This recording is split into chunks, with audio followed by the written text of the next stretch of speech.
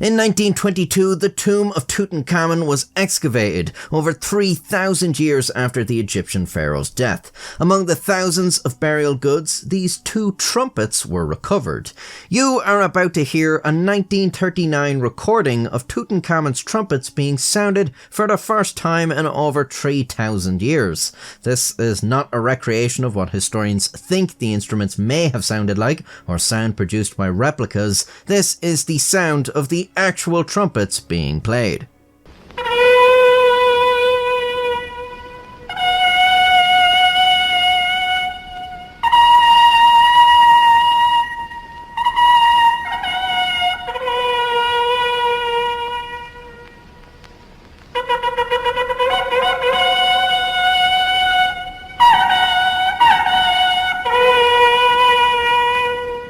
We will almost certainly never hear these trumpets being played again because they're quite fragile, and perhaps they shouldn't have even been played that time.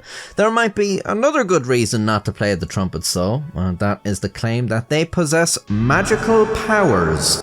Now, it's probably just a series of coincidences, but there are some unsettling events associated with the trumpets. The tomb of Tutankhamun was unique in how many artifacts were recovered from it.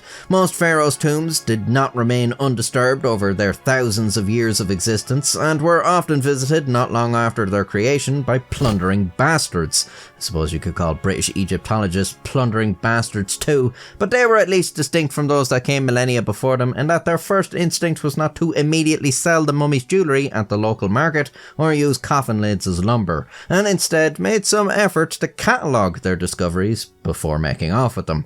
Over 5,000 objects were found in Tutankhamun's tomb, requiring unprecedented effort to conserve and study. You may be aware some members of the excavation died sometime after entering the tomb, in what has famously been mythologized as the Curse of Tutankhamun. The idea that disturbing the pharaoh's tomb invoked some sort of deadly curse on archaeologists is largely debunked, and any deaths that coincided with this are considered non-curse related. But this is where we come to Tutankhamun's trumpets. The 2 trumpets, one silver and one bronze, are thought to have been intended for military signalling, sounding orders to Tutankhamun's troops. There are no valves or finger holes, so changing pitch can only be done by altering the tension of the lips. Through this, the trumpets can achieve about 3 stable pitches, although the large size of the mouthpiece means the trumpets are quite difficult to play, and reaching the highest pitch requires such excessive lip pressure that the stress could potentially threaten the integrity of the fragile instrument. Basically, to play these, you'd really want someone who knew what they were doing, which is why the BBC brought in bandsman James Tappern of Prince Albert's own 11th Royal Hussars when they convinced the Cairo Museum in Egypt to let them sound the instrument in a broadcast in April 1939. This did take some convincing because there was an earlier attempt to play the silver trumpet which resulted in it breaking. One of the last survivors of the original excavation team needed hospital treatment from the shock of this. But the trumpet was repaired and the broadcast went ahead. And now the 2 trumpets will be blown by bandsman James Tappern, who is here by permission of the Colonel and officers of the 11th Prince Albert's own Hussars. I must explain that neither trumpet is easy to sound.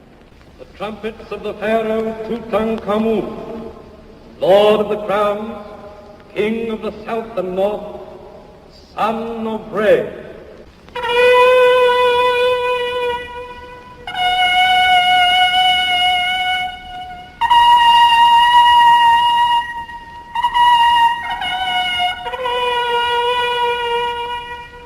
Now the copper trumpet.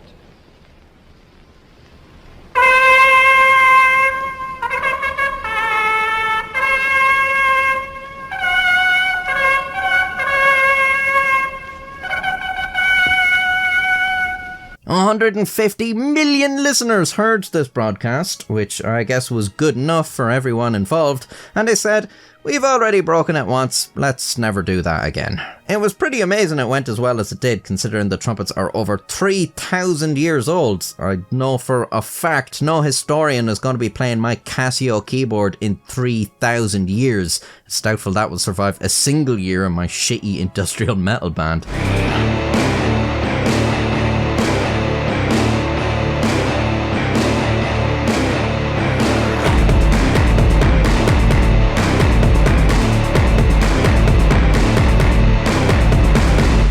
what happened just a few months after this broadcast? The deadliest conflict in human history broke out. Probably just a coincidence, but the story goes that the trumpets were undergoing a documenting and photographing process in 1952 when a member of the museum staff blew into one. A week later, Egyptian Revolution. The same thing supposedly happened in 1967, Arab-Israeli War. It happened again in 1990, at which point I have some serious concerns over the vetting process for Cairo Museum staff, and Gulf War. In 2011, one of the trumpets was supposedly sounded again. Are ye looking after these, or are ye trying to start a band? A week later, Egyptian Revolution again, during which the Cairo Museum was looted, with the bronze trumpet actually being among the stolen goods. And it was found some weeks later in a bag with other Tutankhamun artifacts on the metro.